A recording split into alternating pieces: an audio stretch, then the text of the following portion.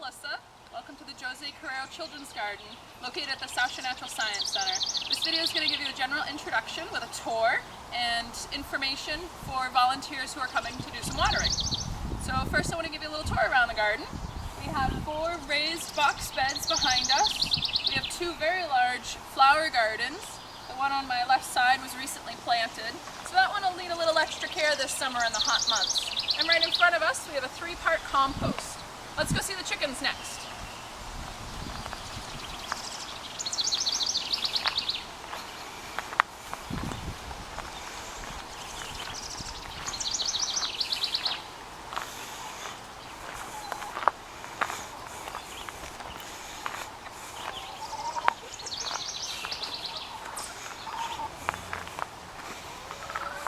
Chickens are a very popular part of the garden that kids love to come and visit. So if you're coming with your children, have a chance to come and say hello while you're working or before or after you're working to help us in the garden. So this part is called the chicken run, where the chickens can come out and get some exercise. Sometimes we have plants around the outside, and we might be adding additional plantings that could use a little water as the summer goes on. The part where they live indoors is called the chicken coop, and from time to time we have other areas that are planted that we may ask you to water as well.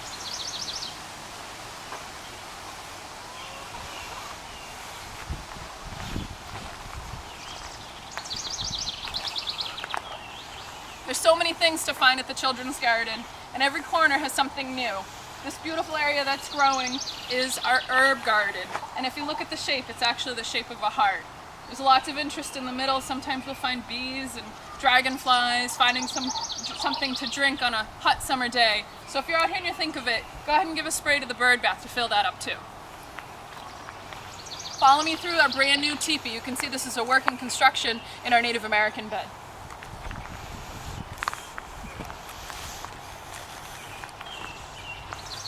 This summer we'll be planting beans that climb up the trellis.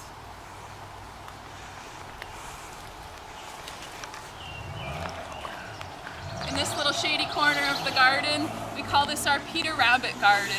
It was named after the traditional story tale that kids love to hear over and over again. And through this garden, we have perennial beds. Again, some of these have new plants, so feel free to give anything you see a water, especially if it's been a hot summer day. Around the corner we'll find Peter Rabbit. It's always a fun thing for the kids to check out. You can see him hiding in the window.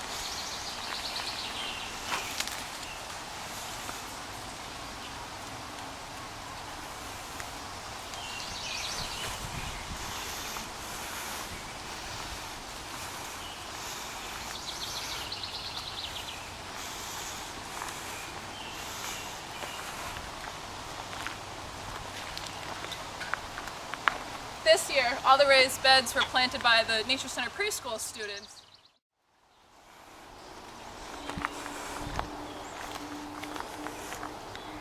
This is the garden shed that holds all the equipment and materials needed to take care of the children's garden. Let's take a look inside.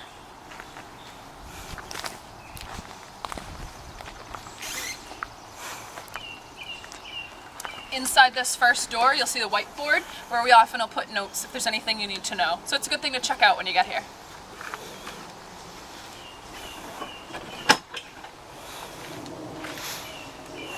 On this side of the garden shed, you'll see there are a lot of adult tools. So if there's any work or tasks to be done, this is where you can find equipment for yourself. On this side of the garden shed, you'll find all the children and youth tools. There are 4 watering cans to use. This one has a little crack on the top, but it still works. Any of them can be used by the children, although they tend to prefer these metal ones here. Maybe it's the polka dots. We're going to go see where the hoses are now.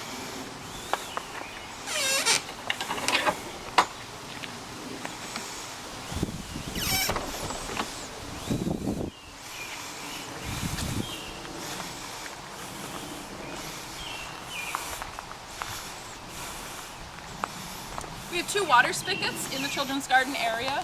This one at the end of this long bed. There's another one we'll see in a minute at the end of the other long raised bed. This hose is particularly sensitive to the sun, so you're going to make sure to close the cover when you're done. Turns on in 2 places, at the top, and then you make sure the side is open so that the water comes through. This nozzle has several settings. You want to make sure it's set to shower to give a nice gentle rain. So before you water, you want to check the soil. If the top of it is dry, a general watering is good. If you put your finger down an inch and feel that it's dry, even an inch down, then you want to give it a really, really good deep watering. Plants are better to have an inch of water, deep watering once a week. It tends to be better for them and healthier for them, for their root system, than to have a light watering several times a week. So just try to keep that in mind when you come to visit. When it's time to water, you can unravel the hose as much as you need. And you want to try to get as much of the water right down to the soil, being aware that some of these beds might have seedlings. So you want to do a little gentler watering, but just as deep of a watering and a soaking if there are seedlings there. More water you can get directly down to the soil, better off the plants will be. There are some beds that have a mulch. This mulch has kind of started to be dug in. The mulch actually keeps the water from evaporating. You can water right on top of the mulch. It's sometimes helpful to go through, water everything, let that soak, and then go through and water it again. When you're all done, I'm going to turn the water off.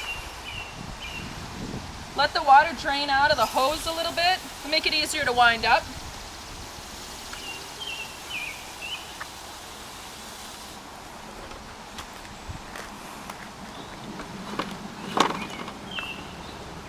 Wind it in so the nozzle's inside, and be sure to close the cover.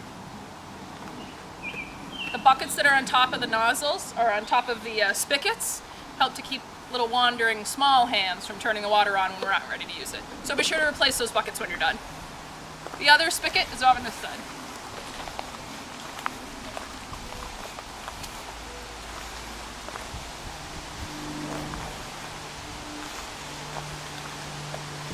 This spigot has the same setup, and it's more of the traditional hose. It winds up the same as the other one. We have some other sources of water in our children's garden. We have 3 rain barrels. There's one on the side of this building that we call the summer house. There's another one on the side of the garden shed.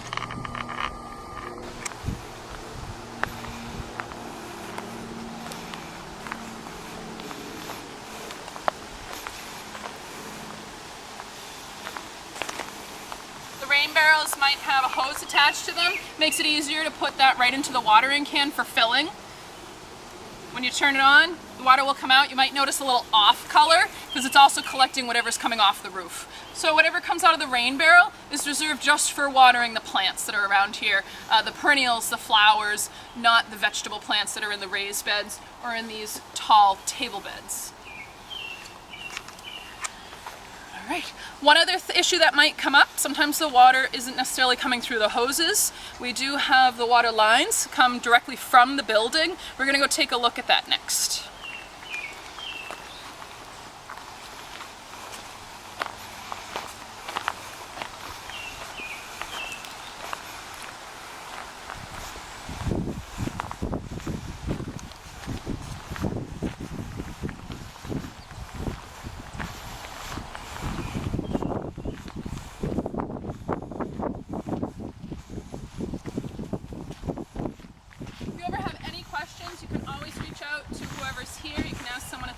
To get you some help, you can reach out to me as well.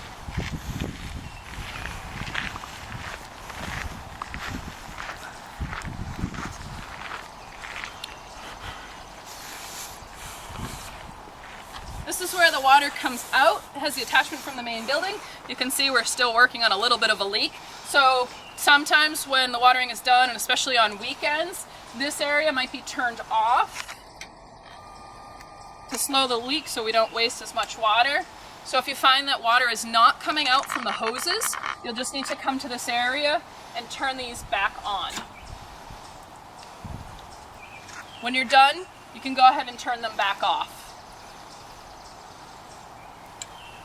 And that's it. Thanks so much. We really appreciate your efforts to help keep the garden going throughout the summer that we know is going to be possibly hot and dry at times.